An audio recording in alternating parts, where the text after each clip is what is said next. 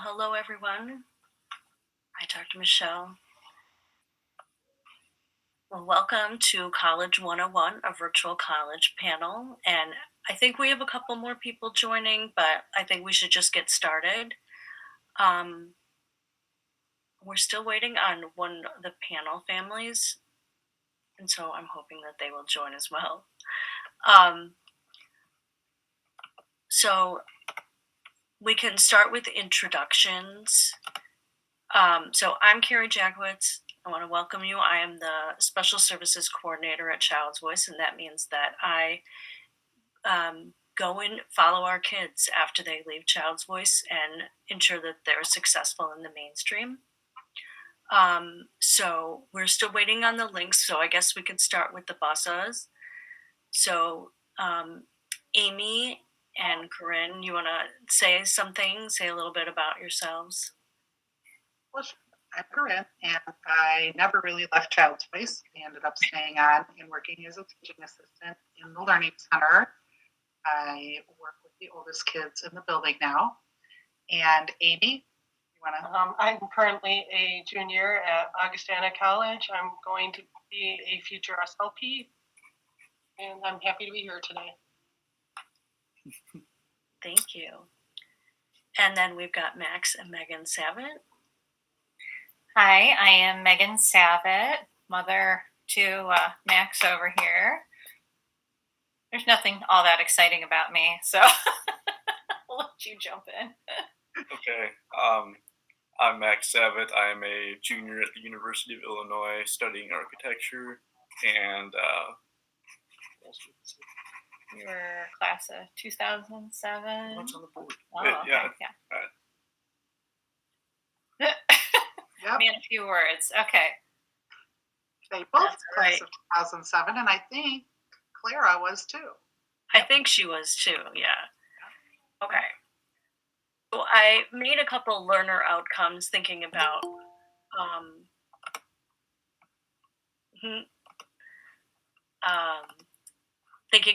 what I would like people to get out of what we talk about tonight. So maybe naming classroom accommodations that are necessary at the college level, naming resources that could be used to find scholarships and financial aid, naming self-advocacy skills that are useful with professors, and name technology that's necessary in college classrooms and dorm rooms. So I thought we would start with choosing a college. So maybe you can each spend a little bit of time talking about how did your tours go, what could have made them go better, what advice would you give to a student going on tours, and then making a decision what helped you make your choice. You wanna? I guess I'm starting. Most of my tours went really well. I mostly toured close to home, but a lot of the times I made sure to let them know in advance that I was had hearing loss, so that they knew to accommodate better. So they would make sure to face me so I could read their lips and stuff. This was obviously pre-COVID, and it made was definitely a lot easier before COVID hit to function in public settings like that. Some of them could have gone better though in the larger auditoriums and stuff at the beginning on the big tour dates. So I would advise going in a smaller group, not on an actual tour date, but just setting one up through the college admissions office. And then when you're on tours, just make sure you're really engaged. And if you don't hear something, just ask the tour guide to repeat what you said.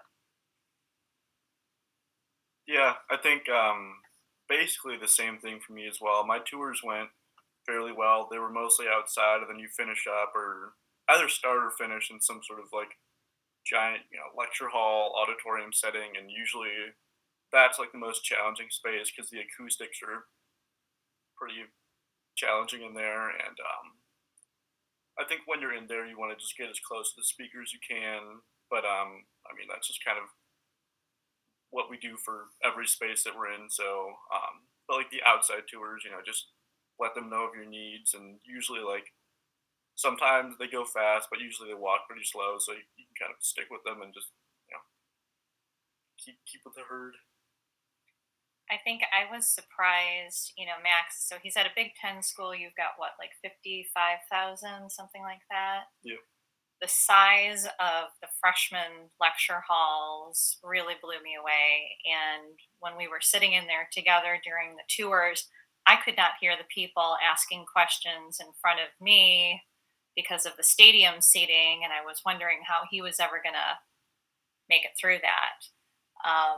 Oh, in the lecture hall auditorium spaces, some of them, depending on where you're at, obviously, but like sometimes they have like a speaker system, and like the person wears a like a microphone on their chest, kind of like the FM systems that we used to use as kids. Um, Sometimes you can contact who's doing the tours before and maybe ask that they turn those on, because I think it's not a huge hassle to get those going. So maybe that's something you could ask for if you're going on a tour. And I also think that Yes. he had the opportunity to attend an architectural camp before he went to school there. So like his senior year, was that junior year or senior year summer, for like a week. And he was in an ADA dorm where they had like a hearing accessible room in, what was that, in Nugent, I think, Yeah, it was like the ADA.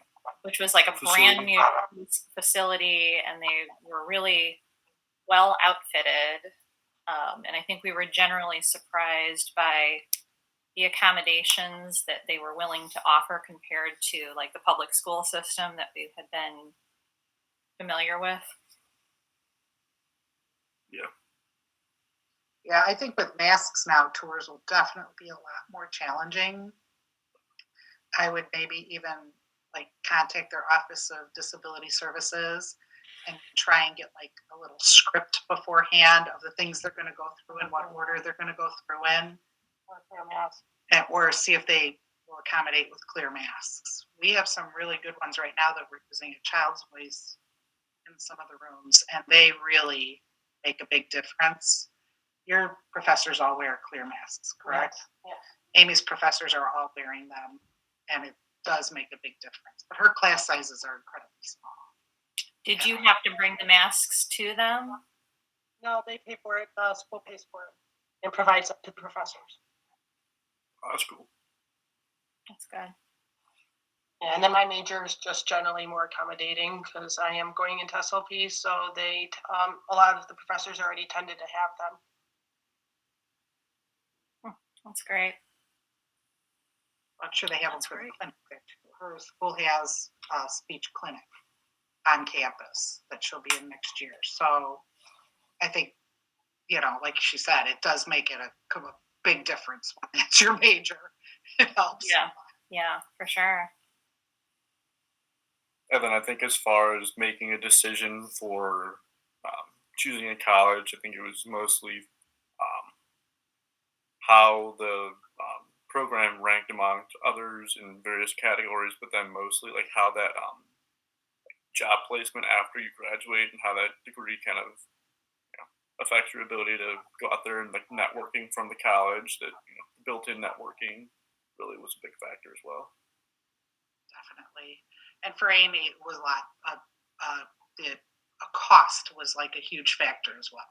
She tended to think she was just going to go to the best schools she could go to and pay as little as possible out of her own pocket. And Montana CSD program is like ranked nationally, so that was a big factor in it too. Was just like career, like grad school admissions and career placement afterwards, and as well as comfort being on campus, like feeling like there was a place for everyone there.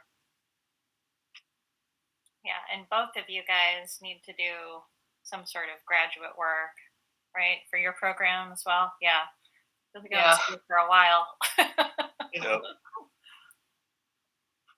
She's not planning. Augie does have a grad program for SLP, but she's not planning to stay there. You do want to go to a bigger school. I want to branch out more. She wants to head somewhere else afterwards. Get out of Rock Island.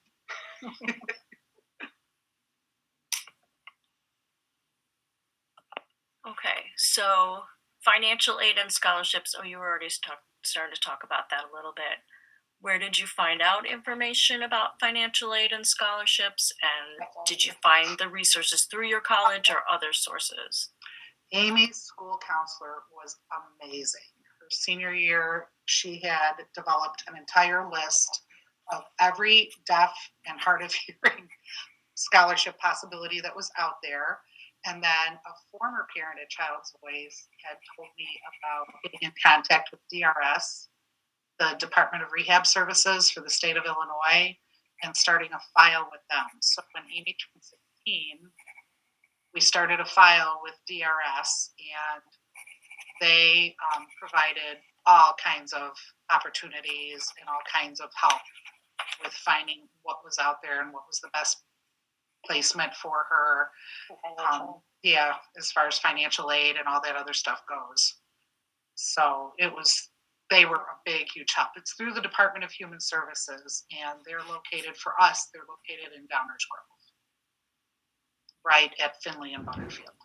And then you'll be assigned a case manager, and they will help you go over through what classes you're going to take, what school you're going to, and then you send them your financial aid package, and they see what they can do to help you out a little bit too, and stuff like that. And they pretty much help everybody, because Amy's got friends who didn't get any help as far as housing or any of those kind of things go, but DRS is still providing all of their books and stuff like that for them, because their mission is to get deaf and hard of hearing kids employable by the time they leave college. Yeah, I think when we were in that stage of going from high school to college, the high school will take care of most of that in terms of kind of pointing you in the right direction to go. I'm sure the colleges have different scholarships and all that stuff for opportunities, but they're not going to be able to tell you about that as much as a high school will. And your high school counselor is definitely the place to go. And Your hearing itinerant also sent a bunch of potential, AG Bell, potential scholarships there, which was very helpful. And we found with certain schools when we were doing the tours and would just kind of stop by DRS, like Wisconsin, for example, not only were they willing to provide all sorts of accommodations, but there were a number of grants for technology to retrofit your dorm room and things like that weren't available at Illinois. So that was pretty enticing. But it was a pretty cold campus right off the lake there. Sure. I know Amy when we were looking at Marquette, she really liked Marquette, but they just didn't provide the financial help that Augie did. And also their accommodations weren't perfect either as well. Yeah. Everything's real old. A lot of those campuses, especially the private campuses, they haven't retrofitted much. Yeah. Amy's That's something equipment to think for about. keeping her fire safe travels with her. It's like a big bag full of an alarm clock and a door knocker thing and a couple other things. And then when Amy leaves a dorm, it goes back to them, and they put it back in the basement wherever they have it. And then Really? when she came back, but next year she'll be in her own house, so that'll be interesting to see how that works. There'll be a whole bunch of girls there, so they'll be okay. We've had a few, interesting. He's gone from a dorm to an apartment to a house, and the dorm, you've obviously got someone in there with you, which provides some security, and he has a what do you call it, a smoke detector, bed shaker unit, and things like that. yeah, Most of the bed shakers we found, whether it was for an alarm or like a wake up alarm or a smoke alarm, found really scares the crap out of your roommate pretty good. So he kind of switched over to using his Apple Watch with a vibrate function for an alarm, and then going into the apartment, we were like, okay, well, you're alone in this apartment. You have to use the the smoke detector, and Jason went out and bought a system for that, and he found that if anyone came over and yelled or clapped or anything, it set the whole system off every time. Oh, no. So that was interesting, and now he's in a house now with a few other guys. So it's there's a learning curve to it, and I do think that they're really still pretty behind the times with the technology Yeah. for such a high incidence disability. I think that they'd be doing a little bit better, but hopefully soon. Yeah, for sure. And especially like you get these old houses by these campuses that have maybe had upgrades made, but they're not, they're always with the eye to this is going to be a bunch of college kids. How much money Yep. do I want to spend on this Yep. renovation? And so, yeah, that's definitely a thing. Yeah, makes me rely more on my roommates, anything. But also, there's much less likely to be a fire or something like that, as there will only be 4 people living in a house compared to living In your apartment. with Yeah. a bunch of other apartments in there. Yeah. Well, he was angling to get a dog for a while for safety. We had that too, and then I was like, so you're gonna walk this dog and you're gonna Yeah. pick up after this dog, and when you're not feeling so well in the morning, you're gonna get up and take this dog out.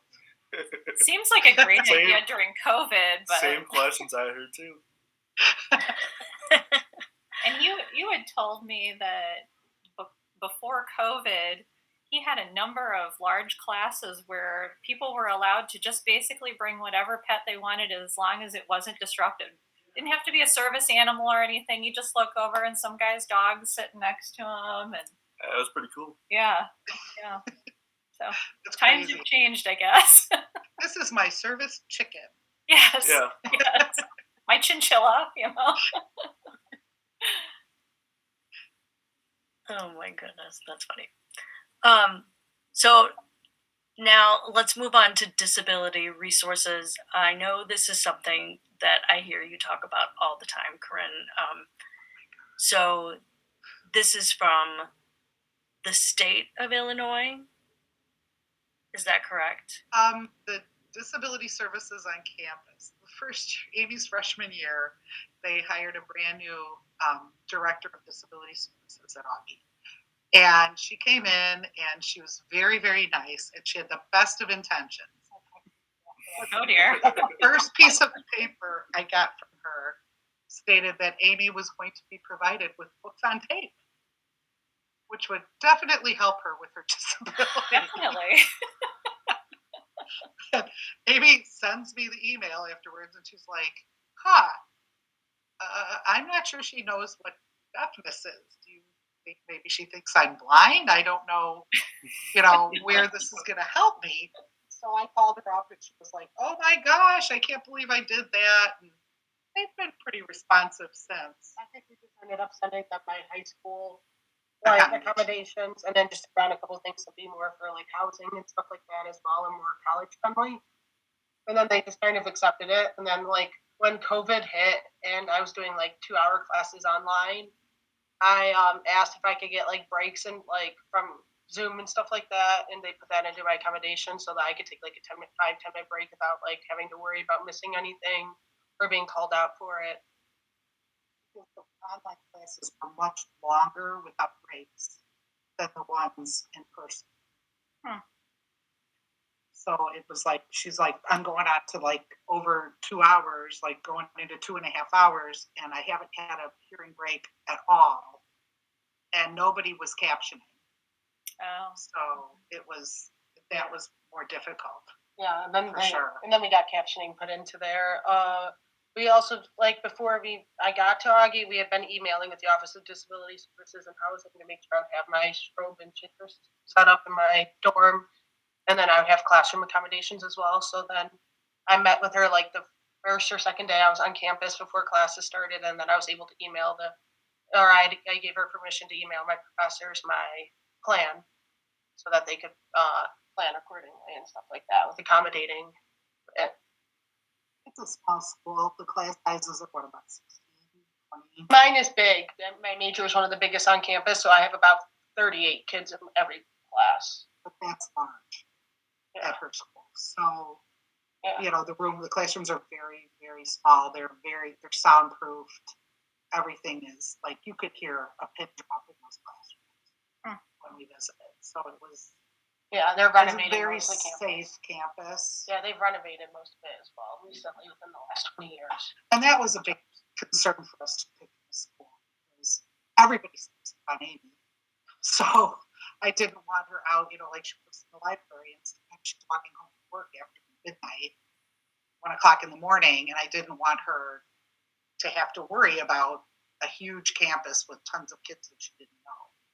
You know, it's pretty insulated. They all pretty much know everybody else. So yeah, for accommodations, though, for sure, you make sure as soon as you commit that you reach out to the Office of Disability Services and admissions and housing, and then they'll like you can just send in one big email so then they know to coordinate with each other on about how to get it all set up. And then usually it's pretty much taken care of when you get on campus. This year was the only year where they kind of messed up, but And that's something that DRS helps as well. When they send their paperwork to the college, it's not IEP anymore. It's an IPE. It's an individualized plan for employment, and it's got a list of everything that you could need included in that. When we went down to DRS, we went before the end of Max's senior year of high school, once he had committed to U of I. And we met with his coordinator and we brought his IEP, and we really didn't know what to expect and how much pushback we were going to get. And she basically said, you know, let's go down this and you can pick a la carte. You can have all of these services. You can have none of them. Here are additional services that we're willing to provide. One of the coolest services was they had a note-taking service that was real time, and he could get a tablet so that it was being captioned in real time during the class, but then he had access to it after the class, and it was all referenced. So if you were talking about a specific concept from a specific lecture, you could just type that into the search and it would bring up that portion of the lecture. And they said he would have to sign a non-disclosure agreement because the note-taking was so fantastic. They were afraid that, you know, you'd sell it to your classmates. But Ooh, a side business. there you go, a side hustle. But, you know, really let him take over for that meeting and decide what he wanted to use. And it was kind of a learning process of what he decided that he wanted to use and what he didn't want to use.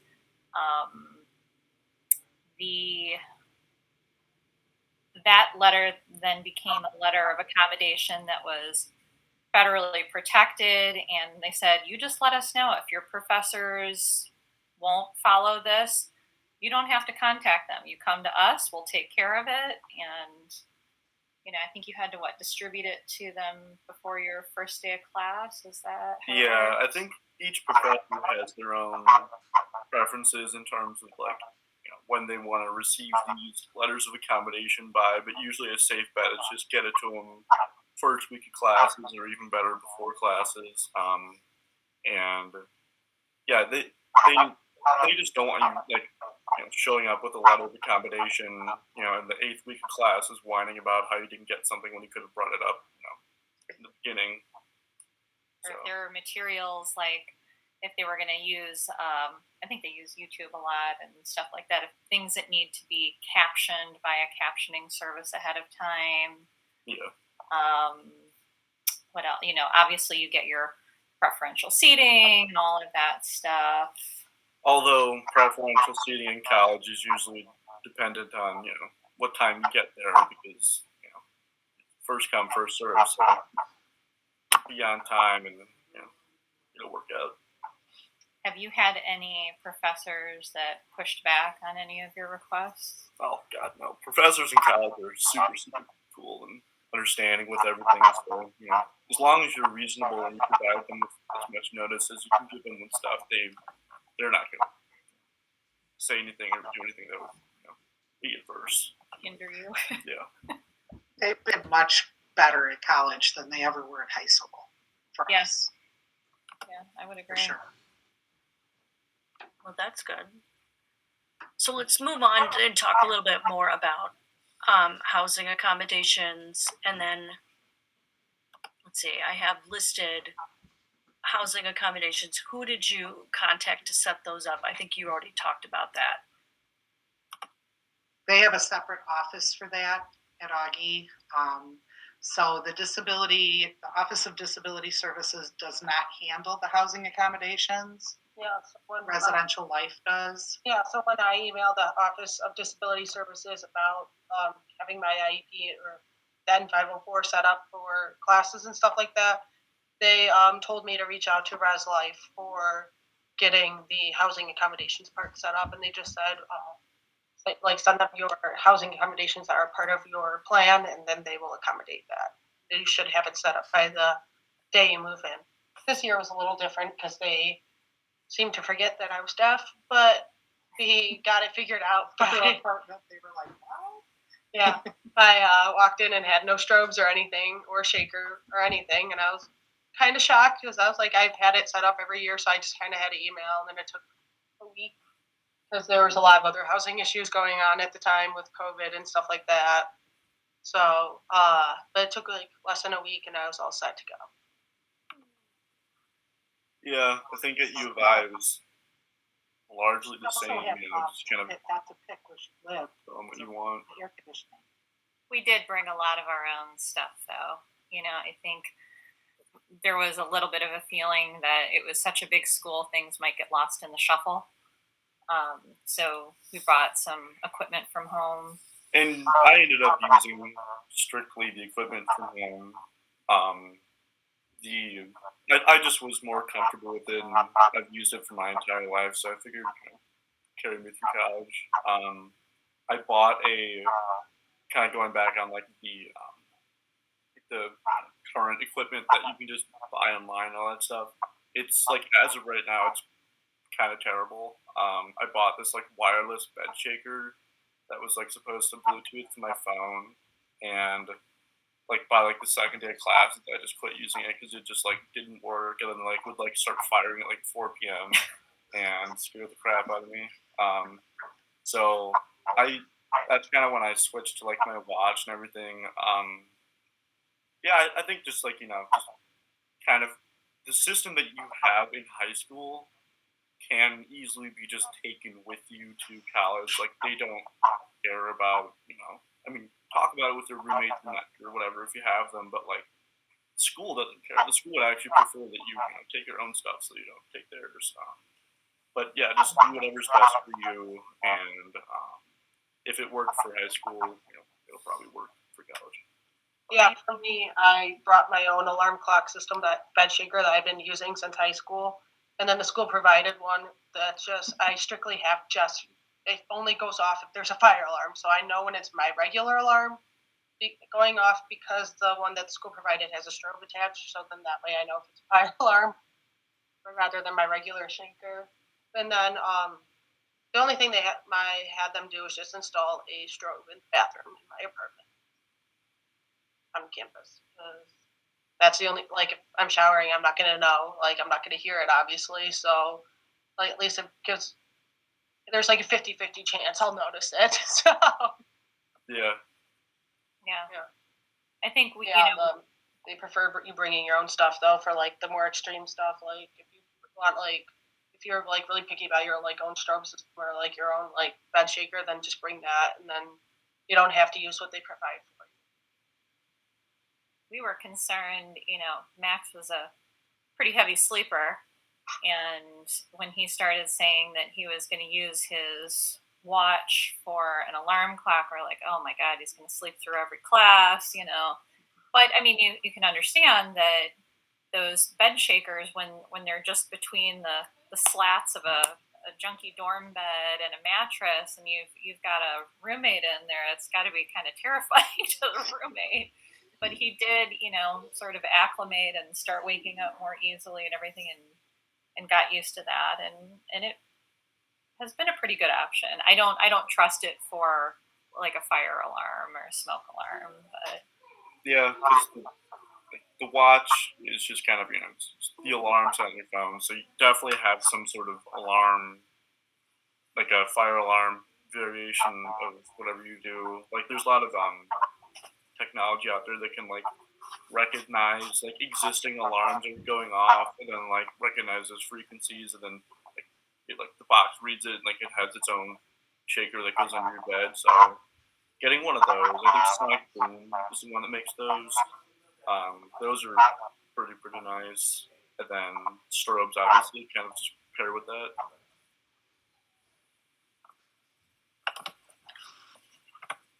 Okay, so let's move on to classroom accommodations. So there's a variety of different accommodations that you could use, and I've listed some of them. And then, so an FM system, the CART, as Max was talking about, interpreters, recordings, peer note takers.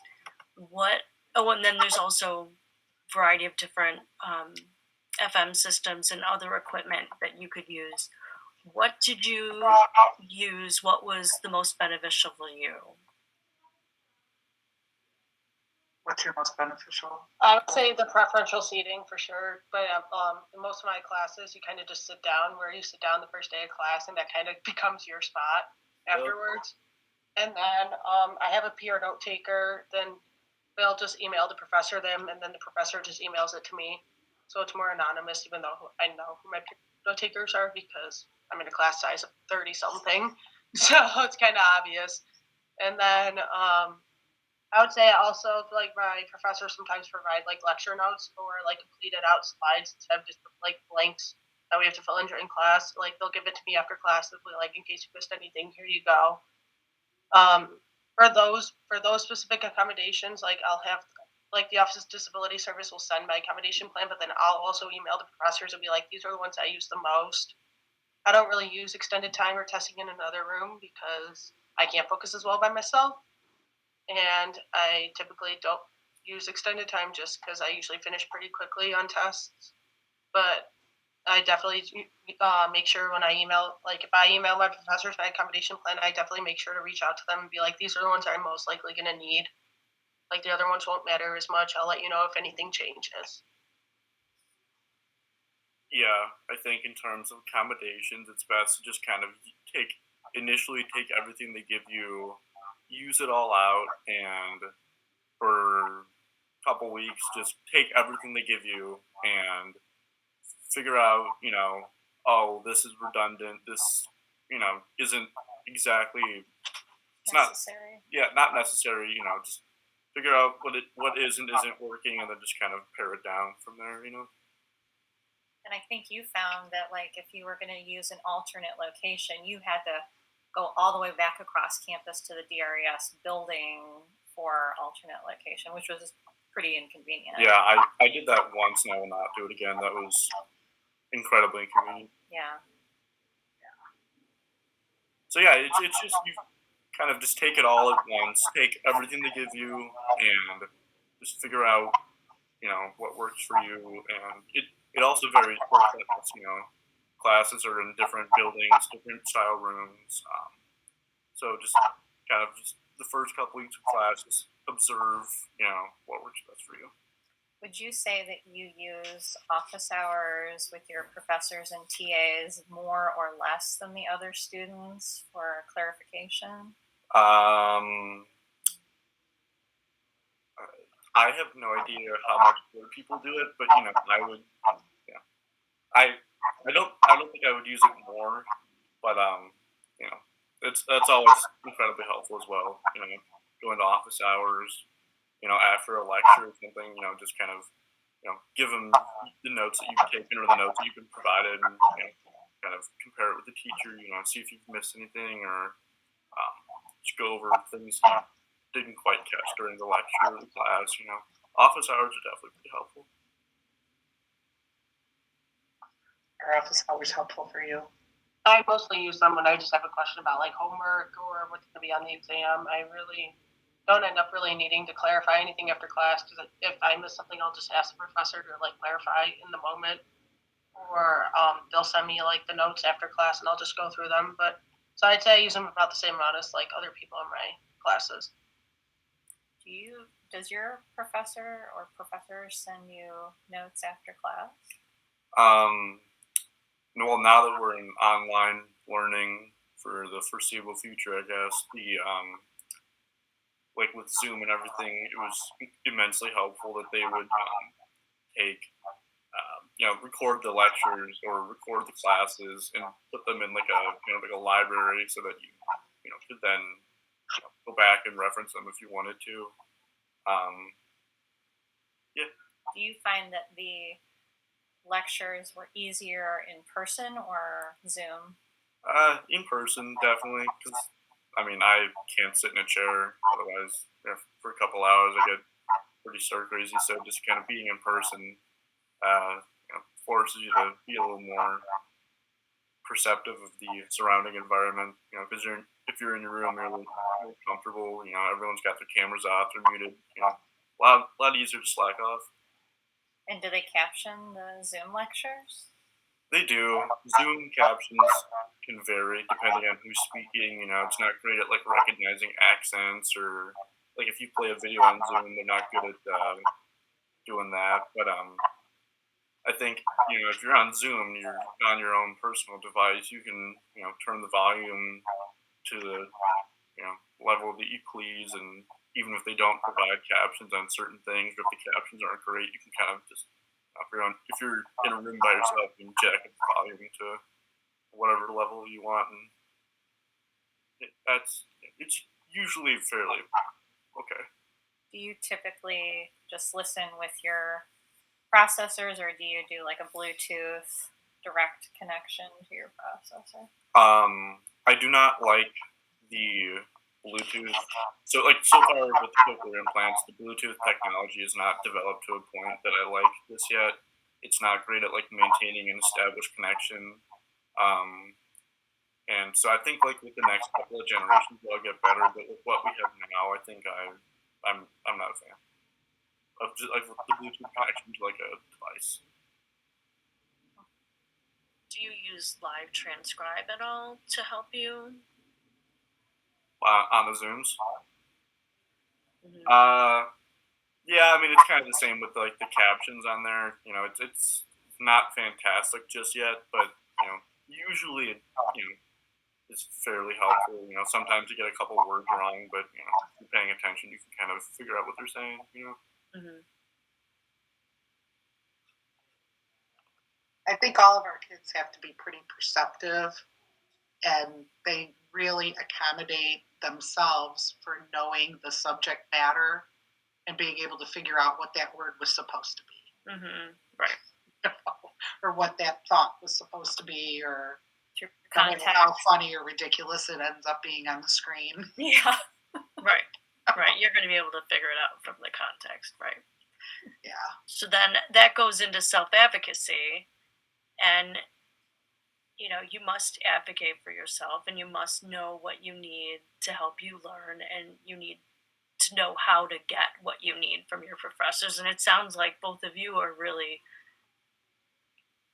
willing to ask for help when you need it, and that's excellent. I listed some specific strategies for self-advocacy, things that you could use.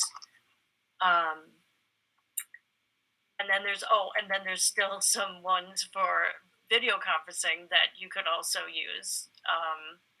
But so when it comes to you guys, what do you find works best for you when you need to advocate for yourself?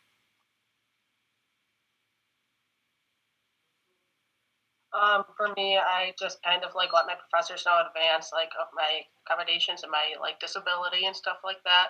So so they already are kind of aware of it. So if I miss something in class, I kind of just say, hey, like, what did you repeat what you just said? Or I missed that. Can you clarify or whatever? And sometimes I'll go into office hours and be like, yeah, like I heard most of what you said, but there's a couple things I missed. Like, could you like summarize for me and stuff like that? my self-advocacy skills have definitely improved since attending college because you're kind of on your own there. Like, you don't have like your classmates as much to rely on. You don't have the same people in every single class. In some classes you don't know anyone else, so you just kind of like have to rely on yourself more. And it's like how everyone kind of improves. I feel like at self-advocacy as they become more independent in college, but I feel like that's where we kind of have the like advantage because we've already had to learn how to advocate for ourselves like in high school and stuff like that, and already be conscious of like what we need to learn best and stuff like that. Yeah, I would say up until the point that I started college, my self advocacy skills required improvement. And I, it's pretty, interesting that like once you go on your own in college, you have that first week where you feel like you can kind of just continue to do things the way you did it before, but then you figure out that oh, there are certain things that I need to, That might not be working. yeah, Yeah.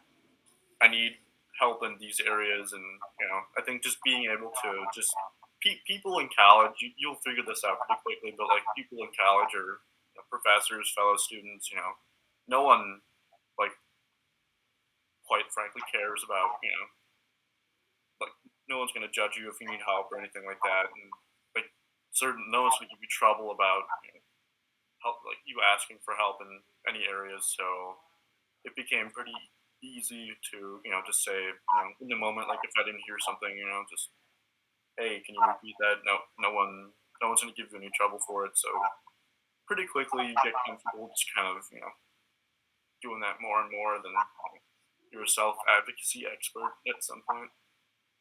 Maybe a little more self-assured. Yeah, for sure. Yeah. And I think that you find that you're the person in the class who clarifies things for other people in the class who didn't catch it either. I know that, we've had the captioning on TV since Max started in the toddler program at Child's Voice, which number one helped him to be an unbelievable reader very early on, and kind of he was able to sort of cheat and be able to watch more TV because he was reading at the same time. But we've never turned it off. Like, he went to school, and Jason and I keep it on because we're starting to get a little hard of hearing, and it's a whole lot easier to follow along with, and we're so used to it. Yeah. And WGN in the morning is so entertaining. Yes. I could just sit and laugh for like 40 minutes before I go to work because their closed captioning is so ridiculous sometimes. Sometimes it just looks like they sat on the keyboard, it's or they're having an entirely different conversation. But yeah, no. Yeah. Okay. Extracurriculars. Did you get involved with them? What were any challenges that you faced with being in those activities? Me personally, yeah, I am in a couple clubs. So I'm in a politics club. I'm in ASHA club, which is for my major, and then I'm also in a sorority on campus, and then I work on campus at the library, so I'm pretty involved. So some of the challenges that I found were just making sure in the bigger meetings for bigger groups, just making sure that I can position myself where I can hear if they're in person or if they're online, just asking to make sure that there's captioning, depending on what platform we're using and stuff like that. But yeah, I'm pretty heavily involved on campus, I would say. Yeah. At U of I play golf. I play hockey. I'm currently in the process of joining a business frat for architecture, and I think when you're interacting with these people, it's the same as talking to a professor or talking to people around college. It's no one really cares about the fact that you're different or the fact that you need extra help. People are pretty willing to just kind of help you with what you need, whether it be a lot or a little. And that's like the great thing about the clubs is like people are in them to be more socially active and get out there more. So you're gonna find people who are more inclined to help you out, anyways. And as for challenges that I've faced, I would say just like when I'm playing hockey or playing golf, just hearing people yelling is you know difficult at times. Or when I'm playing golf and someone's yelling forward, and hear them or tell where the What? ball's coming from. It's challenging, but you know, not nothing in the extracurriculars. There aren't that many challenges for me, I would say.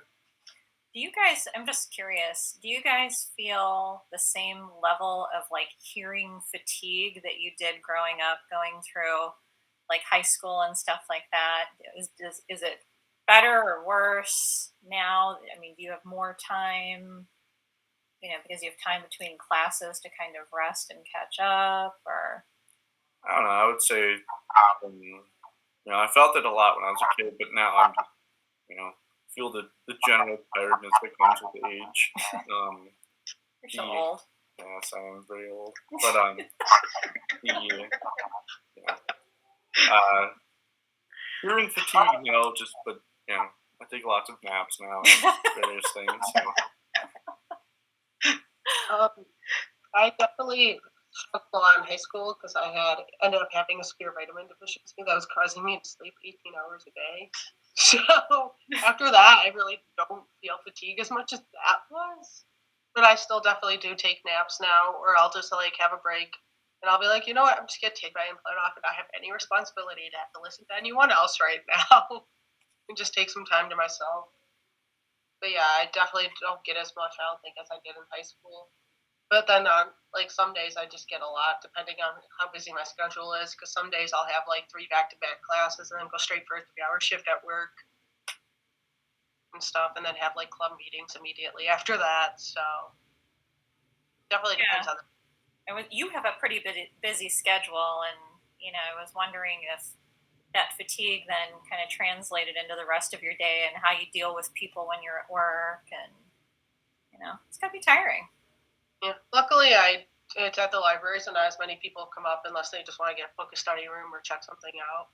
But I typically just tend to take a break right before I get to work or whatever, and I'm kind of in college. You're just kind of tired all the time. I feel like just or always have something to do, or just not enough time. So it's just you kind of just have to adapt. Yeah. Yeah, high school is more hours of the day, but you're not doing as much. College is like you got only a couple classes per day, but it they're much more intensive than in high school, I would say. So the time in between classes is incredibly valuable. That's prime nap time. Well, and you're learning how to pace yourself, as opposed to a school schedule. Yeah, for sure.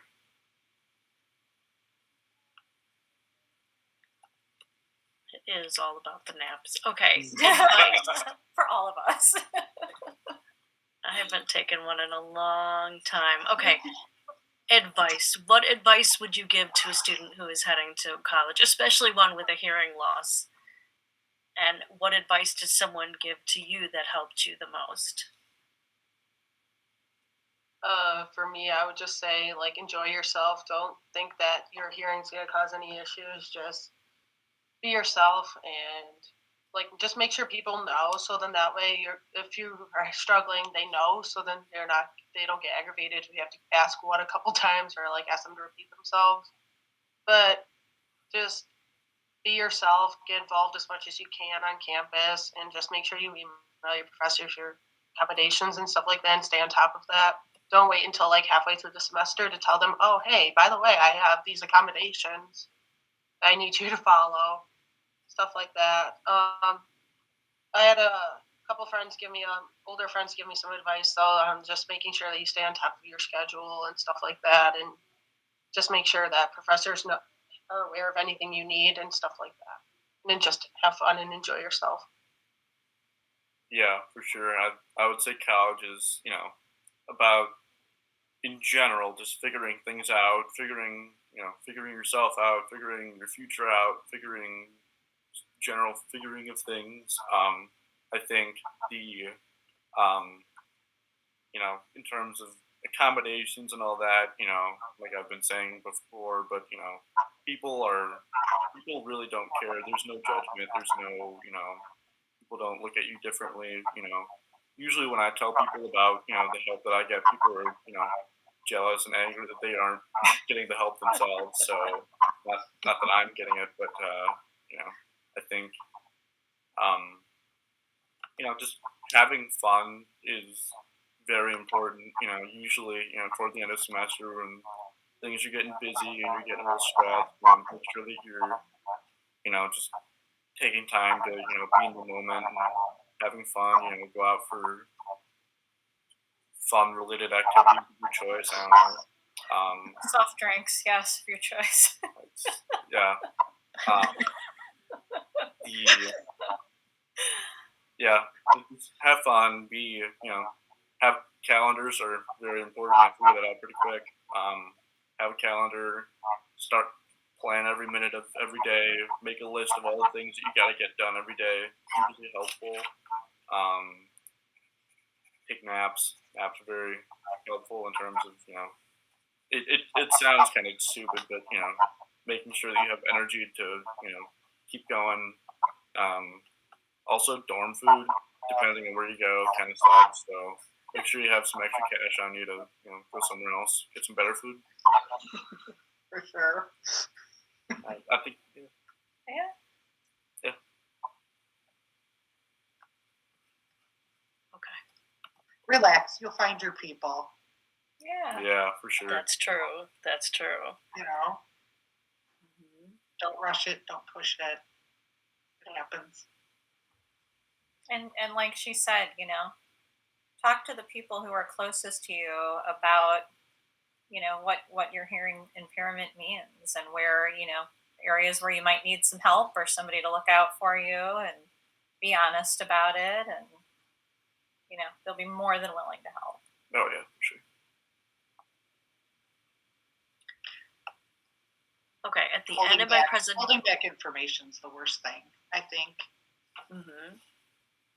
About the accommodations, about your hearing loss, about all of it. Yeah. A professor's not going to be thrilled with you if you are to the point where you're failing and all of a sudden you're like, oh, and you haven't been doing my accommodations, and now it's don't do that. Oh yeah, for sure. The professors would much rather help you stay keep up with them rather than you fall behind and then have to work 10 times harder to catch up. Because if they knew about it from the beginning, they're gonna be able to accommodate you. Whereas if it's halfway through the semester, they're not going to be able to as much. Yep. For sure. Yep. They want you to, and the professors want you to succeed, not only because they're good people, but also because it helps them. Yeah.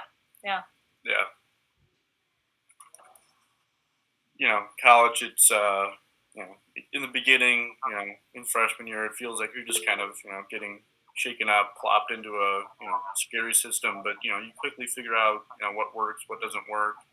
You kind of find your people, let your people find you a little bit. It'll all be fun. You're gonna have a great time.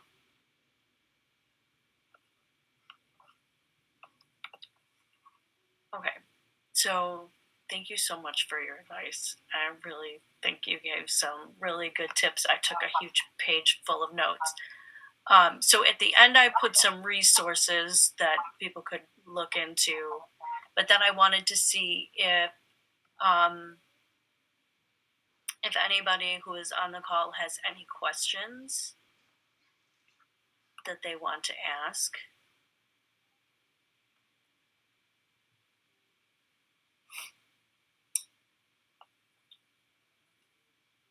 Anyone?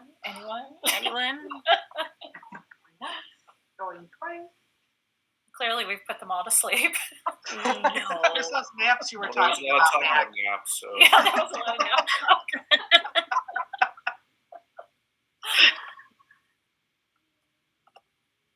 Oh, goodness. Well, I really think that you guys made me think about what I want to put into. I created a whole preparing for college Oh, Google Classroom. I'm going to share that link in the chat too, in case anyone wants to look at that.